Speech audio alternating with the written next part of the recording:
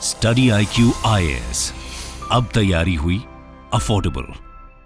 सरकार की रोजगार देने की बहुत सीमाएं हैं। वर्तमान में भी लगभग 3 करोड़ लोग कुल देश में, चाहे वो पब्लिक सेक्टर में हो, स्टेट में हो, सेंटर में हो, कुल मिला के 3 करोड़ लोगों को एम्प्लॉयमेंट सरकार देती है। लगभग 54 एम्प्लॉयमेंट प्राइवेट सेक्टर में रेगुलर दिया जाता है। 2000 में इसी संस्था ने कहा था कि लगभग 35% यूथ अनएम्प्लॉयड है। ये संख्या बढ़कर 2022 में 65% के लगभग हो गई और अब ये 85% हो गई है।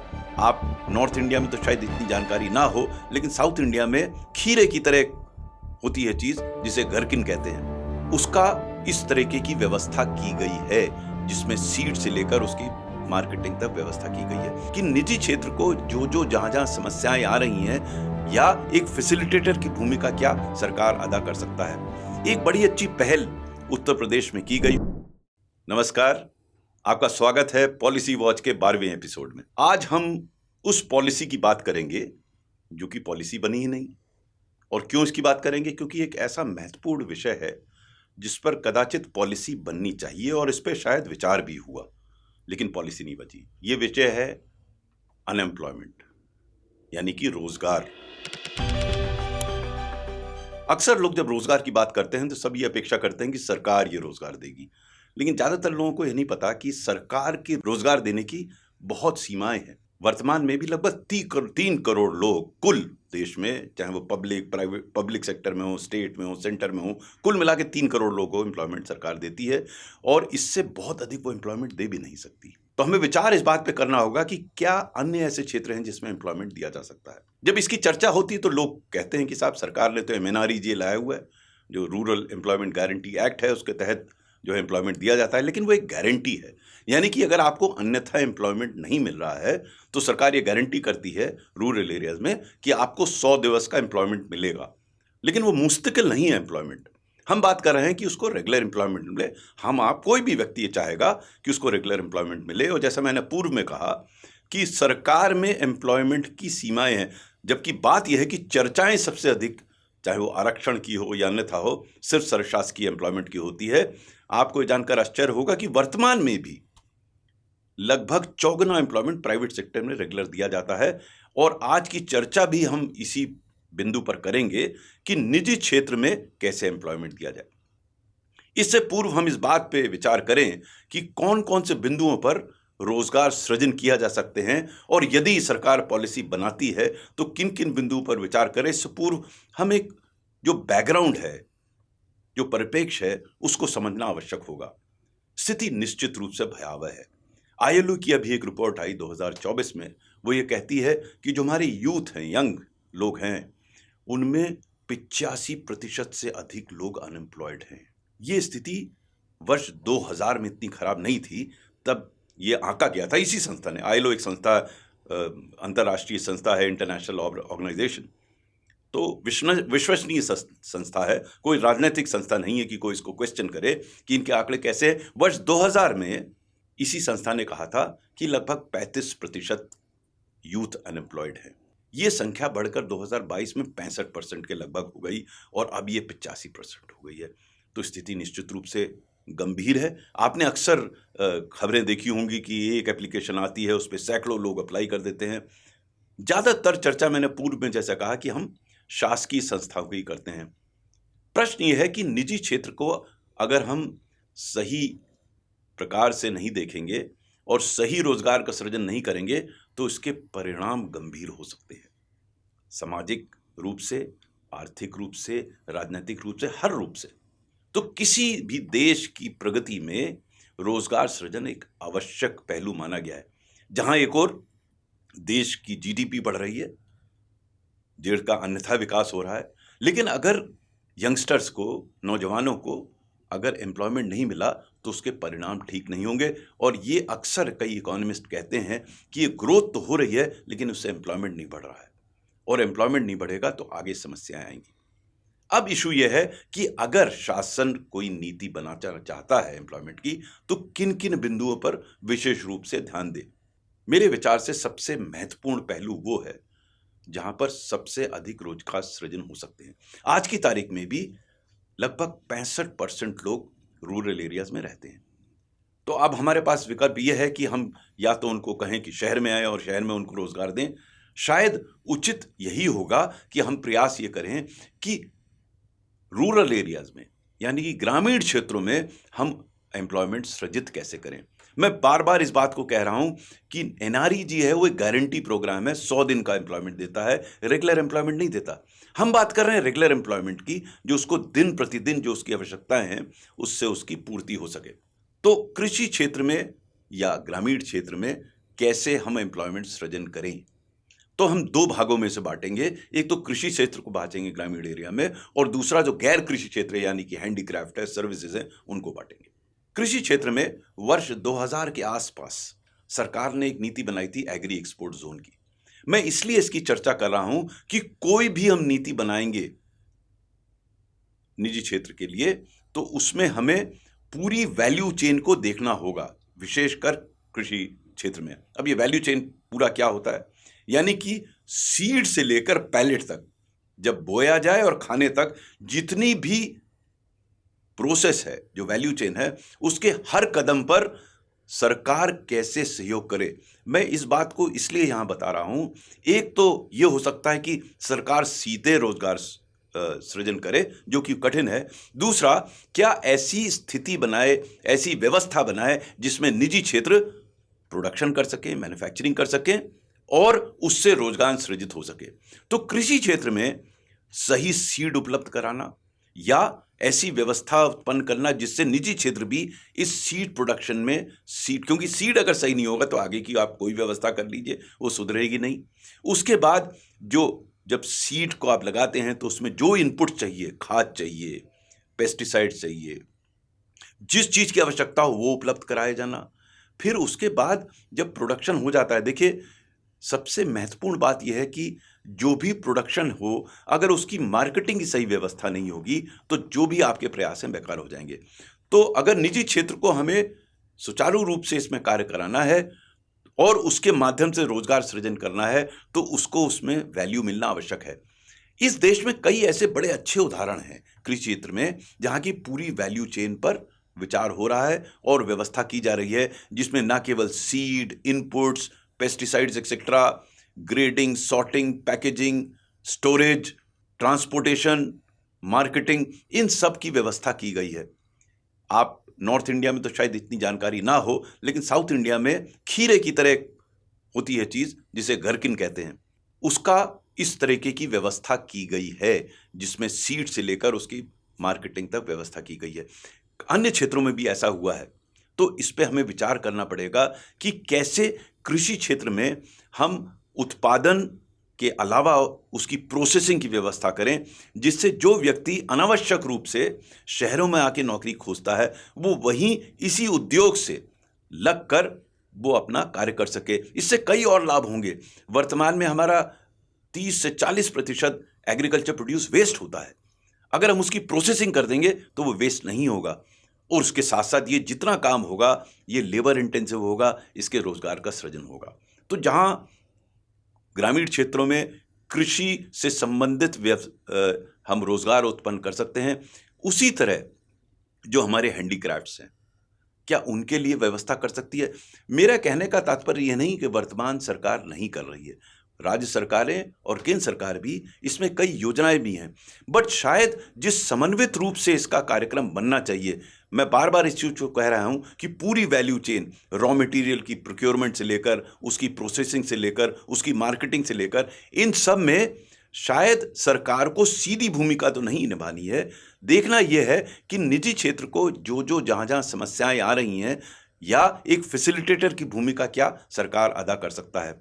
एक बड़ी अच्छी पहल उत्तर प्रदेश में की गई और बाद में फिर वो अन्य राज्यों में भी हुई, वन प्रोडक्ट वन डिस्ट्रिक्ट, यानी कि हर डिस्ट्रिक्ट में एक प्रोडक्ट का चयन किया गया और उसकी पूरी वैल्यू चेन को कैसे संभाला जाए उस पर प्रयास हुआ।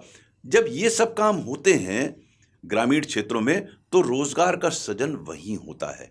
इस पर विशेष रूप से ध्यान देना चाहिए। तीसरा जो क्षेत्र ग्रामीण क्षेत्रों में है वो सर्विसेज का है। अब कई ऐसे गांव हैं जहां पे अब रेफ्रिजरेटर भी लग गए हैं, कई जगह एयर कंडीशनर भी लगे हैं, कंप्यूटर भी हैं, फ़ोन तो मोबाइल फ़ोन तो हर जगह है। तो इनकी सर्विस के लिए ये जितने उपकरण लग रहे हैं उसके माध्यम से भी बहुत रोजगार सृजित हो सकते हैं। तो कहने का तात्पर्य यह है कि सर्वप्रथम प्रयास मेरे विचार से एम्प्लॉयमेंट पॉलिसी का ये होना चाहिए कि ग्रामीण क्षेत्र में जो रहते हैं लोग, उनके लिए हम रोजगार की व्यवस्था ग्रामीण क्षेत्रों में ही करें और अनावश्यक रूप से ऐसी व्यवस्था ना उत्पन्न करें कि वो शहर में आए, क्योंकि शहर की अन्य समस्याएं हैं जिसके तहत अगर वो शहर में आएंगे तो हो सकता है उनको रोजगार मिले, हो सकता ना मिले, लेकिन शहर की भी स्थिति खराब होगी और वो अपने घर से आके यहाँ भी इनसिक्योर महसूस करेंगे। तो पहला प्रयास ये होना चाहिए कि हम ग्रामीण क्षेत्रों में ये कार्य करें।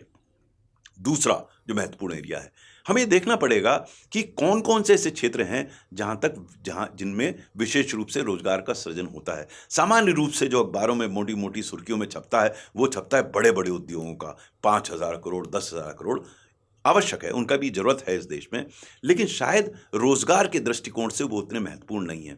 मेरी जितनी बहुत जानकारी है उसके आधार पर मैं स्पष्ट रूप से कह सकता हूं कि लघु उद्योग यानी कि मीडियम स्मॉल MSME जो सेक्टर है उसमें सबसे ज्यादा रोजगार का सृजन होता है। और इसके लिए एक स्पष्ट नीति आनी चाहिए कि हम MSME सेक्टर को कैसे प्रोत्साहित करें। देखिए, बड़े उद्योगों में तो उनके कई लोग होते हैं, मैनेजर्स होते हैं, स्पेशलिस्ट होते हैं जो सब काम कर लेते हैं। मीडियम स्मॉल स्केल सेक्टर में इतने लोग नहीं होते, उनको खुद सब करना पड़ता है। जो उद्योग लगाने की, उसको चलाने की जो समस्याएं हैं उनका समाधान उनको खुद करना पड़ता है। तो क्या हम उस समस्याओं को कम कर सकते हैं? क्या हम उनको प्रोत्साहित कर सकते हैं? कुछ एक महत्वपूर्ण कदम उठाए गए हैं, जैसे कुछ रिजर्वेशन किया गया है गवर्नमेंट प्रोक्योरमेंट में कि कुछ चीज़ें सिर्फ MSME सेक्टर से प्रोक्योर की जाएंगी। मेरे विचार से बहुत छोटा सा स्टेप है। हमें अपने MSME सेक्टर को कॉम्पिटिटिव बनाना पड़ेगा और ये कॉम्पिटिटिव तभी बनेगा जब हम ये जानकारी करें कि प्रत्येक प्रकार के जो MSME सेक्टर हैं उनकी क्या समस्याएं हैं, उनके प्रतिनिधियों के साथ बैठकर चर्चा करके उनका समाधान करना होगा, उनसे एंगेज करना होगा। ये महत्वपूर्ण इसलिए है कि MSME सेक्टर में जो कुछ भी होता है शायद वो अखबारों की सुर्खियों में नहीं आएगा। हमें ये सोचकर चलना पड़ेगा कि अगर हम किसी एक समस्या, वर्तमान में हम रोजगार की चर्चा कर रहे हैं, इसका समाधान अगर करना चाहेंगे तो हमें इस सेक्टर पर विशेष रूप से ध्यान देना होगा। इससे साथ साथ एक और सेक्टर है जिसमें एम्प्लॉयमेंट बहुत होता है, वो है कंस्ट्रक्शन सेक्टर, जिसकी आजकल हम चर्चा कम करते हैं। ज़्यादातर जो रियल एस्टेट है उसे समझा जाता है कि ये अमीरों के लिए है, लेकिन उसमें एम्प्लॉयमेंट जनरेशन बहुत ज़्यादा होता है। नौ रियल एस्टेट की अलग अलग समस्याएं हैं, इसमें भी कुछ प्रयास तो किए गए हैं, लेकिन ये समझना पड़ेगा कि जो रियल एस्टेट के जितने प्रोजेक्ट्स आज की तारीख में रुके हुए हैं उनका विस्तार से विश्लेषण करना होगा और ये जानकारी करनी होगी कि वो क्यों रुके हुए हैं। कई ऐसे हो सकते हैं कि वहाँ मैनेजमेंट खराब है इस वजह से, या उन्होंने कुछ गड़बड़ियां की हैं इस वजह से रुका हुआ है, लेकिन ये कहना उचित नहीं होगा कि पूरा रियल एस्टेट सेक्टर इस वजह से रुका हुआ है क्योंकि उसकी मैनेजमेंट की समस्याएं थी। उनको वित्तीय समस्या हो सकती हैं, उनको स्थानीय समस्याएं हो सकती हैं। इस पर विस्तार से चर्चा होकर प्रत्येक प्रोजेक्ट को देखना होगा कि अगर प्रोजेक्ट रुका हुआ है तो क्यों रुका हुआ है। आप नोएडा में, गुड़गांव में या अन्य बड़े बड़े शहरों के आसपास जाएंगे तो देखेंगे बड़ी बड़ी इमारतें आधी बनी खड़ी हुई हैं। अब अगर उनको पूरा किया जाए उन इमारतों को तो निश्चित रूप से इसमें रोजगार मिलेगा लोगों को, लेकिन इस पर बहुत विस्तार से, गंभीरता से चर्चा करनी होगी, तभी ये संभव हो पाएगा। साधारणतया, सामान्यतया ये माना गया है कि मैन्युफैक्चरिंग सेक्टर से ज्यादा रोजगार का सृजन होता है। इस बात को सरकार ने भी रिकॉग्नाइज किया और तभी 2014 में जब मेक इन इंडिया की पॉलिसी आई तो उसका एक प्रमुख उद्देश्य ये था कि मैन्युफैक्चरिंग की जो योगदान है GDP में, जो कि लगभग उस समय 14% था, उसको बढ़ा के 25% किया जाए और अगर ऐसा होता तो इससे अत्यधिक रोजगार सृजित होते। लेकिन ऐसा हुआ नहीं। वो मुझे बताया गया कि 14% से लगभग घट के 14 नहीं तो 13 भी हो गया है। तो अगर वो कम हुआ है तो हमें समझना पड़ेगा कि जो मेक इन इंडिया प्रोजेक्ट क्यों फेल हुआ और हम क्या कर सकते हैं। एक योजना अच्छी जो सरकार लाई उसके बाद, शायद वो मेक इन इंडिया को दृष्टिगत रखते हुए लाई, वो थी प्रोडक्टिविटी लिंक्ड इंसेंटिव स्कीम। इस पे हमने पूर्व में चर्चा की है, मैं विस्तार से तो नहीं जाना चाहूँगा।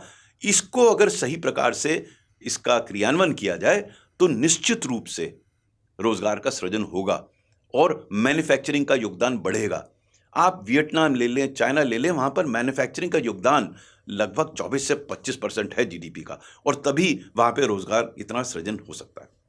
अब कुछ सामान्य बिंदुओं पर हमने क्षेत्रों को तो देख लिया, ग्रामीण क्षेत्र में हम क्या कर सकते हैं, एमएसएमई के संदर्भ में क्या कर सकते हैं। सर्विस सेक्टर भी महत्वपूर्ण है और सर्विस सेक्टर में बहुत पोटेंशियल है, थोड़ी कठिनाइयाँ भी हैं, क्योंकि आज की तारीख में हमारा काफ़ी रोजगार जो है वो आईटी सेक्टर में सृजित हो रहा है, और ये निरंतर बात आ रही है सामने कि जैसे जैसे आर्टिफिशियल इंटेलिजेंस आएगी वहाँ पे एम्प्लॉयमेंट कम होगा। तो क्या हम आपको रिइक्विप कर रहे हैं, रिट्रेन कर रहे हैं कि हम उस चैलेंज को फेस कर सकें, आर्टिफिशियल इंटेलिजेंस के चैलेंज को फेस कर सकते हैं, और उसमें क्या कर सकते हैं। इसके अतिरिक्त अन्य ऐसे सर्विस सेक्टर हैं जहाँ पर रोजगार का बहुत सृजन हो सकता है, जैसे टूरिज्म है। अब यहाँ से व्यक्ति थाईलैंड जाना पसंद करता है, बाली जाना पसंद करता है, वियतनाम जाना पसंद करता है। देश में जाने के लिए उसको कठिनाइयाँ हैं। आपको जो लोग गए हैं उनको पता होगा, यहाँ से गोवा का टिकट वापसी का ज़्यादा महंगा पड़ता है बनस्पत इसके आप बैंकॉक हो आइए। जो होटल हैं गोवा में वो महंगे हैं बनस्पत इसके जो आपके बैंकॉक में हैं या बाली में हैं। तो इस बात पे हमें विचार करना होगा कि हमारे यहाँ टूरिज्म, इंटरनल टूरिज्म इतना महंगा क्यों है as compare to South East Asia, और उस पर विचार करते हुए कुछ ऐसी नीति बनानी पड़ेगी कि लोग प्रेरित हो सकें, जो बाहर जाके खर्चा कर रहे हैं वो यहाँ क्यों नहीं कर सकते। इसी तरह स्वास्थ्य के क्षेत्र में, सर्विस सेक्टर में बहुत पोटेंशियल है। देखिए, हमें जितने डॉक्टर्स की ज़रूरत है हमारे पास वो डॉक्टर है नहीं, हमारे जितने पैरामेडिकल स्टाफ की ज़रूरत है उतना पैरामेडिकल स्टाफ नहीं है। क्या हम अपनी इसमें नीति ऐसी बना सकते हैं कि काफ़ी लोग डॉक्टर बन सकें, पैरामेडिकल स्टाफ बन सकें। मैंने कुछ ही क्षेत्रों का आपके सामने रखा है, टूरिस्ट सेक्टर रखा है, स्वास्थ्य का सेक्टर रखा है, और भी ऐसे सेक्टर हैं, सर्विस सेक्टर, जहाँ पे मिल सकता है। ये सब जो आज की समस्याएं हैं रोजगार सृजन में, वो समस्याएं लिंक्ड हैं जो हमारी मैन्युफैक्चरिंग की समस्या है। और मैन्युफैक्चरिंग की समस्या क्या है? पहली चीज, जो हमारी प्रक्रियाएं हैं बहुत जटिल है। इसमें काफी प्रयास हुआ है कि उन प्रक्रियाओं को सरलीकरण किया जा सके, उसमें और संभावनाएं हैं। अभी भी कई सैंक्शंस को प्राप्त करने में विलंब होता है, और कई जगह पे शिकायतें भी आती हैं कि कुछ धनराशि देनी पड़ती है क्लियरेंस के लिए।